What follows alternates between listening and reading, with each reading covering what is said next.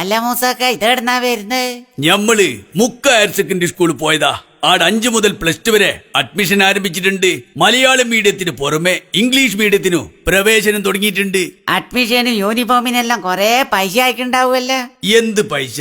Admission fees, tuition fees, donation എന്നിവ 100% സൗജന്യാണ്. പിന്നെ ഇക്കൊല്ലം പുതുതായി അഡ്മിഷൻ എടുക്കുന്നവർക്ക് 2 സെറ്റ് യൂണിഫോം ഫ്രീ ആയിട്ട് കിട്ടൂ. ദാ ഈ സഞ്ചി കണ്ടോ, ഫ്രീ ആയിട്ട് കിട്ടിയ യൂണിഫോമാ. ആടെ സ്പോർട്സ് കോംപ്ലക്സ് ഒക്കെ ഇല്ലേ? ഞാൻ പേപ്പറിൽ വായിച്ചിനി. അതേ കേളപ്പാട്ട. Synthetic track, football turf, cricket, basketball, volleyball, swimming pool തുടങ്ങി നിരവധി സൗകര്യങ്ങളുടെ നിർമ്മാണ പ്രവർത്തനം അവിടെ പുരോഗമിക്കുന്നുണ്ട്.